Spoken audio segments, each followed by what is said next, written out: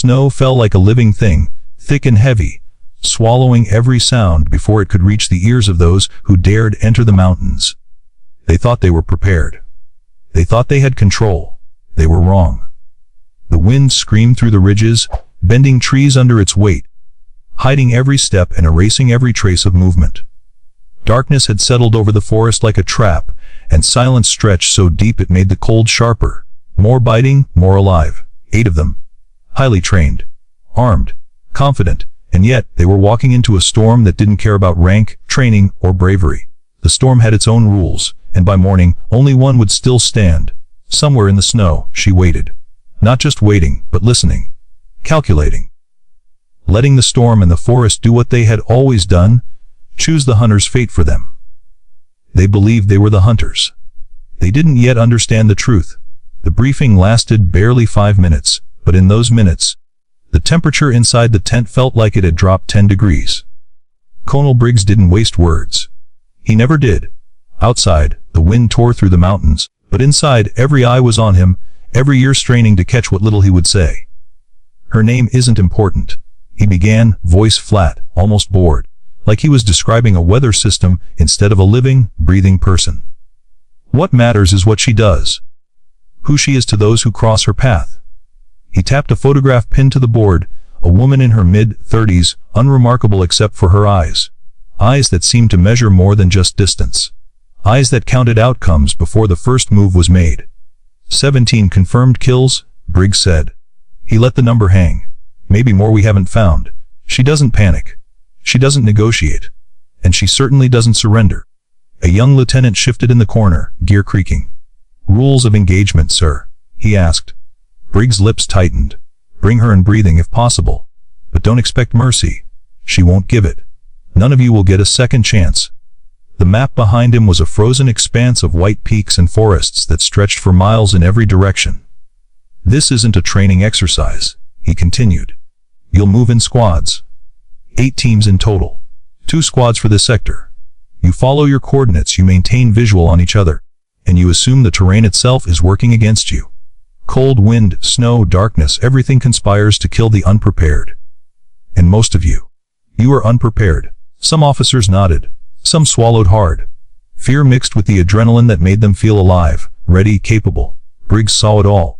He'd seen it many times before. She's killed soldiers, professionals, people who thought numbers and training guaranteed victory. Don't make that mistake. Overconfidence is deadly. And here overconfidence will kill faster than she ever could. The team filed out into the storm shortly after. Boots crunching through the frozen ground, faces tight with resolve, or perhaps denial. They believed they were going to hunt. They did not yet understand that someone or something was already hunting them. 8 of them moved into the storm, boots breaking the thin crust of ice. Each step a calculation. Alpha and Bravo, 2 squads split by habit and protocol. 6 in one, 2 more in the other, all trained, all confident. But confidence can be fragile in a place like this. Lieutenant Marcus Webb led Alpha, chest tight with focus, eyes scanning the white abyss ahead. Years of training. Countless operations, awards pinned to his chest, but none of that mattered here. Not in the wind that screamed through the trees. Not in the snow that erased footprints before the eyes could follow. Behind him, Corporal Hayes moved like a shadow tethered to reality, keeping count, watching angles, feeling the cold seep into the gaps of discipline.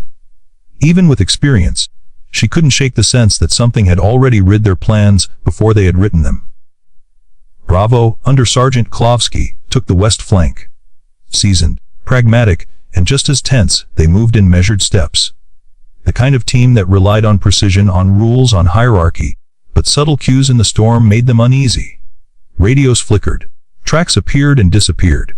Footsteps crunched over nothing. And all the while, the mountain watched, indifferent. They spoke little. Eyes met, exchanged information in brief gestures. Even among the best, fear begins quietly, often in the gap between instinct and training. And here in this white hell, that gap had begun to widen. Marcus Webb felt it first. Not the cold, not the exhaustion, but the sensation that the forest itself was alive, reading them, nudging them, steering them without ever touching a hand. Somewhere ahead, or perhaps everywhere, they were no longer in command. 8 soldiers, elite, confident, highly trained. And yet, the storm, the night, and the forest were already dividing them, not physically, but psychologically. By the time dawn arrived, the cohesion they had brought into the mountains would be all but gone. The forest swallowed them immediately. Trees thickened, trunks bent under the weight of ice, branches snapping silently under invisible forces. Every step forward felt like treading water in a storm that didn't exist on any map. The terrain was no longer neutral, it was a participant, shaping the hunters' progress, testing their resolve. Radios crackled with static, voices cutting in and out, messages delayed or lost entirely. Webb tapped his headset, frustration flaring, but he could do nothing. Communication was a brittle lifeline in a world that didn't acknowledge it. Every compass reading seemed plausible, yet somehow led them in circles. Maps were useless. Coordinates were meaningless. The storm had become a maze of white, and the maze had a mind of its own. The first signs of disruption appeared subtly, a rustle in a place where no wind could reach, a footstep that didn't belong, shadows that shifted against logic. Private Jackson swore he saw something moving at the edge of his vision. By the time he blinked, it was gone, and then the first disappearance. Quiet, practically imperceptible. One soldier lagged behind, slowed by fatigue, distracted by the cold that gnawed at gloves and faces alike. A momentary glance back. He had been there, then he was not. Nothing in the snow, nothing in the wind, only a space that felt wrong. Webb called for regrouping, ordered a head count, and realized the truth. Even with discipline, experience, and training, the forest had rewritten the rules. They were not in control. The environment had begun to dictate movement, to fragment their formation, to erode certainty. By the time the first light of dawn threatened the horizon, they understood the unspoken rule in these mountains: the hunters were only as safe as the terrain allowed. And the terrain was no ally. Somewhere high on a ridge, above the hunters' stumbling, panic-filled progress, she sat perfectly still. Not hidden by camouflage, not concealed by trickery, but by the patience of someone who understood that movement is a choice, not a reflex. Snow fell around her in lazy spirals, each flake landing without a sound, each one recording nothing for anyone but her. Her eyes followed the lines of the forest, the ridges, the subtle breaks in the wind. She could hear the hunters before they even thought themselves heard. Boots on crusted snow, radios flickering, exhalations forming clouds in the freezing air. She cataloged it all, without urgency, without panic. The storm, the forest, the night, they were her allies, extensions of her awareness. Claire Denton had been shaped by forces far colder than this storm, trained in survival, combat, and the art of disappearance. Lessons learned in places where orders meant life or death, where following the chain of command sometimes killed the innocent, and where conscience often had no voice. Loss had taught her patience. Betrayal had taught her stillness.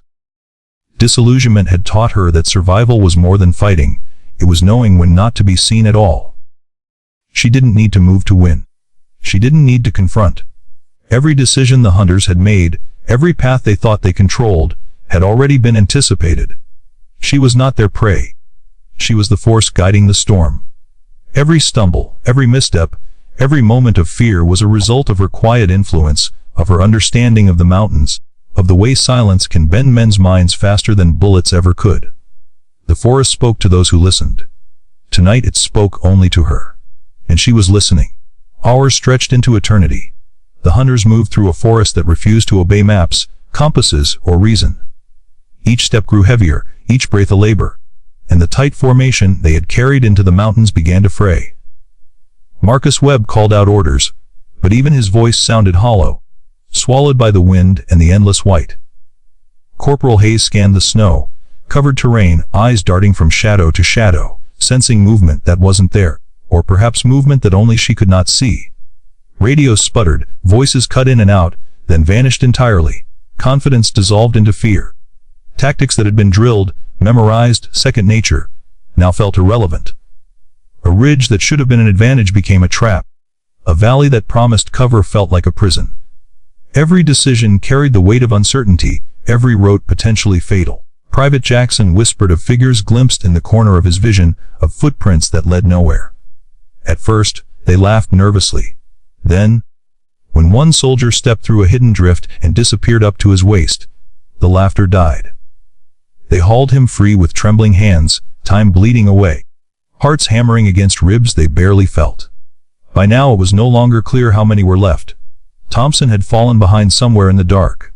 Radios were dead. The forest seemed to bend and fold, rearranging itself, erasing tracks, hiding what had been. Sightings became illusions. Sounds became threats.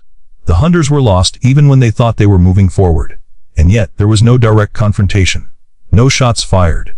No blood spilled. Only absence. The forest was teaching its lesson, and every instinct that had carried these men through training, through missions, through years of battle, now betrayed them. By the end of the night, the hunters were no longer a team. They were fragments, shadows of their former selves, walking not toward victory, but into the storm itself, guided, unknowingly, by the one they had been sent to capture. She moved through the forest like water moving downhill, quiet, deliberate, patient. Every step, every pause, every glance had been honed by years spent negotiating with forces that demanded truth. Not just cold and snow, not just wind and ice, but life itself. Forces that did not bow to rank, to orders, to fear, or to pride. She remembered the lessons her father had taught her long ago on nights like this, before the world hardened into lines of orders and chains of command. You don't conquer the mountain, he said. You listen, you negotiate. You respect what cannot be changed. Afghanistan, Morocco. Deployments that left marks deeper than any wound. She had followed orders, executed missions, taken lives that later haunted her dreams. And one day, she realized she could no longer obey without conscience. She could no longer force obedience on a world that demanded understanding. So she vanished. Not to hide, not to punish, but to inhabit the one truth she could no longer ignore. The mountain was honest, neutral, unforgiving, and those who thought they could bend it to their will would always fail. She did not hate the hunters. She understood them, the pride, the fear, the need to follow orders, the illusion of control. That understanding was her weapon. That understanding was her survival. By the deepest hours of the night, the remaining hunters understood something they could not yet articulate. They were not being pursued. They were being guided. Footprints ended in impossible spaces. Snow bore messages carved with meticulous precision. A marker pointed a direction, an arrow etched in the white, a path they had been too blind to notice. She was there, always there, not to fight, not to kill, only to reveal the limits of their arrogance. Marcus Webb saw it first, though he didn't fully comprehend until he followed the markers one after another. Each choice he had made, each path he had selected, had been subtly nudged by her presence, by the mountain, by forces he could neither name nor resist. And then came the final instruction, unspoken yet unavoidable. One must survive. One must carry the story. The hunters' choices were no longer their own, but the truth remained. They could still live if they listened, if they followed, if they accepted the lesson. The hunted had not sought vengeance. She had offered guidance, a path of escape. And the one who survived would bear witness to what the mountain demanded, to what the forest taught, and to what she had endured. By the time dawn hinted at the horizon, the storm had already decided the outcome. The lesson was complete, and only those who had understood would walk out alive. When the first rays of sunlight pierced the horizon, the storm that had raged all night suddenly fell silent. Snowflakes hung in the air, motionless, as if the world itself had paused to take a breath. Marcus Webb moved forward cautiously, each step uncertain, his body exhausted, his mind barely holding together after hours of disorientation and fear. Ahead, the clearing appeared, too perfect, too quiet, too deliberate. In its center, a cluster of abandoned gear lay in precise formation: rifles, packs, radios, all untouched by violence, yet carrying the weight of absence. And there, on a fallen log at the edge of the clearing, she waited. Claire Denton. Dark coat, pale skin, eyes that held the entire mountain within them. She did not move, did not speak, yet Webb felt her awareness, her judgment, her understanding pressing down with the weight of inevitability. He swallowed hard, voice cracked. Where's my team? Her answer was simple, almost casual, yet it carried the weight of all the night had demanded. You walk home. You tell them what you saw, what you didn't see, what it cost to come here. Next year they'll send someone else. She did not threaten. She did not gloat. She simply existed, calm and decisive, the living embodiment of a lesson that could not be taught by weapons or orders. Webb realized then what had always been true. The mountain had been the teacher. She was only its messenger. 3 days later, Webb sat across from Colonel Briggs in a fluorescent, Lit debriefing room. Hot coffee steamed between them, a faint hum of the recording device filling the silence. The story he told lasted 40 minutes. Every detail painstakingly precise. The storm, the disorientation, the markers, the disappearance of his team, the messages in the snow. Briggs listened. Silent. Calm. Eyes that had seen too much to be surprised. "Where are the bodies, Lieutenant?" he asked finally. Webb hesitated. "I don't know, sir. They vanished. Without engagement, without evidence." Briggs nodded slowly, absorbing the report. "You believe they're alive?" I believe they believe it." Webb said. "They survived in some way I can't explain. She didn't need to fight. She just existed." Official channels demanded logic, evidence, proof. Maps failed. Reports conflicted. The higher-ups labeled it a training accident, extreme weather, equipment failure. Nothing about the woman. Nothing about the mountain's lesson. And yet, Webb knew. And the story would endure in whispers, in reports brushed aside, in the eyes of those who had seen the impossible. Somewhere, the cycle would continue. Next year, new hunters would arrive, and the mountain, and the woman who had become part of it, would wait. Patient, honest, unforgiving. 3 days later, Webb sat across from Colonel Briggs in a fluorescent, lit debriefing room. Hot coffee steamed between them, a faint hum of the recording device filling the silence. The story he told lasted 40 minutes, every detail painstakingly precise. The storm, the disorientation, the markers, the disappearance of his team, the messages in the snow. Briggs listened. Silent. Calm. Eyes that had seen too much to be surprised. "Where are the bodies, Lieutenant?" he asked finally. Webb hesitated. "I don't know, sir. They vanished, without engagement, without evidence." Briggs nodded slowly, absorbing the report. "You believe they're alive?" I believe they believe it." Webb said. "They survived in some way I can't explain. She didn't need to fight. She just existed." Official channels demanded logic, evidence, proof. Maps failed. Reports conflicted. The higher-ups labeled it a training accident, extreme weather, equipment failure. Nothing about the woman. Nothing about the mountain's lesson. And yet, Webb knew. And the story would endure in whispers, in reports brushed aside, in the eyes of those who had seen the impossible. Somewhere, the cycle would continue. Next year, new hunters would arrive. And the mountain, and the woman who had become part of it, would wait. Patient, honest, unforgiving.